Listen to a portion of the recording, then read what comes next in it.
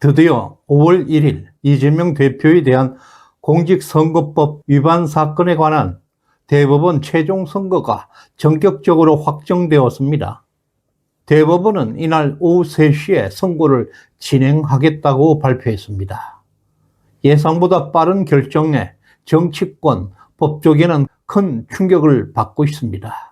특히 이 소식은 생방송 중에도 속보로 전해질 정도로 갑작스럽게 공개되었고, 대법원이 이례적으로 신속하게 일정을 확정한 배경에 깊은 관심이 쏠리고 있습니다.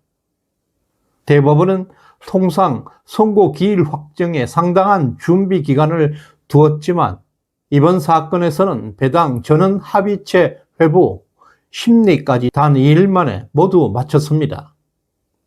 이는 대법원 스스로 이 사건의 중대성과 긴박성을 분명하게 인식하고 있음을 보여주는 방증입니다.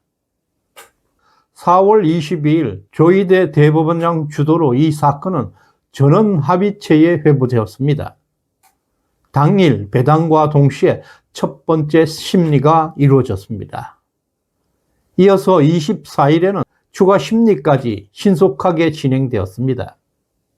통상 수개월이 소요되었던 대법원 사건과는 달리 이번에는 1심과 2심의 증거 관계가 동일하고 핵심 쟁점도 객관적인 존재냐, 주관적 인식이냐로 명확했기에 초스피드로 결론이 가능했던 것입니다. 법조계 관계자들은 이미 대법관 12명이 이 사건에 대한 결론을 내린 상태로 보고 있습니다. 5월 1일 선고는 단순한 절차가 아닌 이미 결정된 판결을 국민 앞에 공식적으로 발표하는 자리로 평가받고 있습니다. 현재 가장 큰 관심은 대법원이 이재명 대표에 대한 무죄를 확정할 것인지 아니면 유죄 취지로 파기환송할 것인지 집중되고 있습니다. 2심에서는 무죄가 선고되었지만 대법원이 이것을 그대로 수용할지 1심 판단을 존중해서 유죄로 돌릴 것인지 여전히 불확실하기는 합니다. 이번 사건은 단순한 사실 판단을 넘어서 주관적 인식과 객관적 행위의 구별이라는 법리적 해석 문제로 비화되고 있습니다. 대법원이 유죄 취지로 파기환송할 경우에 서울고법 항소심은 신속히 재심리를 진행할 것으로 보입니다. 이재명의 대선 출마는 사실상 불가능하다는 평가가 높습니다.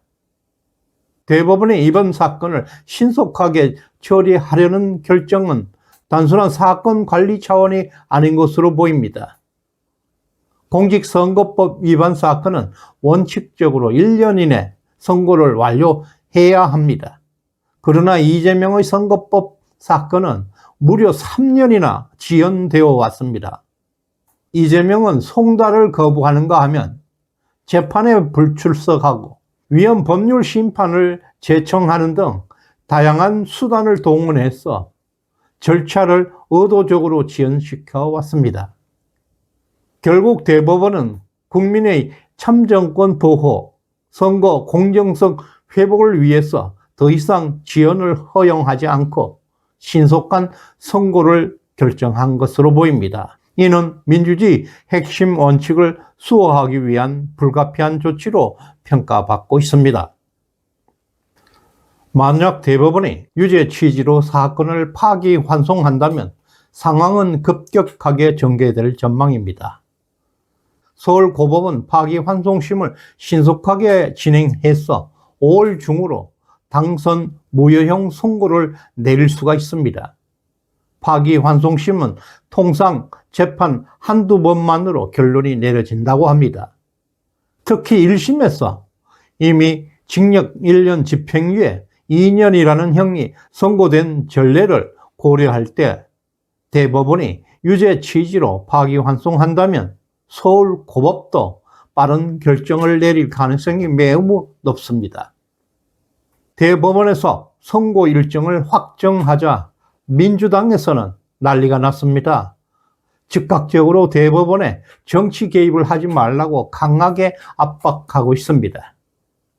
그러나 실질적으로는 민주당이 대법원에서 선거 전에 판결을 내리지 못하도록 압박하려는 의도가 명확하게 드러난 것입니다. 특히 민주당 내부에서는 이재명이 후보 등록을 마친 뒤에 판결을 받게 하려는 꼼수가 포착되었습니다.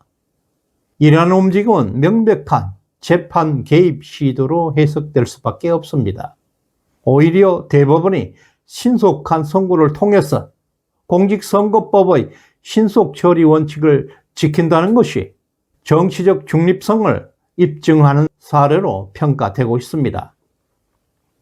이재명은 공직선거법 위반 사건을 포함해서 5개 재판 과정에서 문서 미수령 26번, 재판 불출석 27번, 기일 변경 신청 9번, 위헌 법률 심판 제청 2번을 기록하고 있습니다.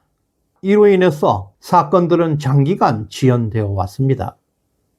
선거법 사건 2심 선고까지는 무려 909일이 소요되었습니다.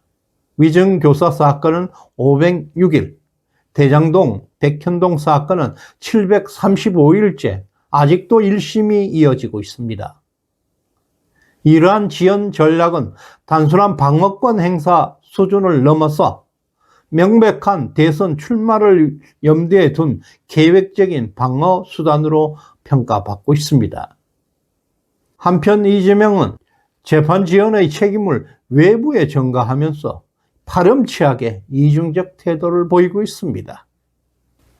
대법원이 5월 1일 이재명 사건에 대해서 선고를 내린다는 것은 사건 핵심 쟁점은 그것이 객관적 행위냐 아니면 주관적 인식이냐로 명확하게 정리되고 있습니다.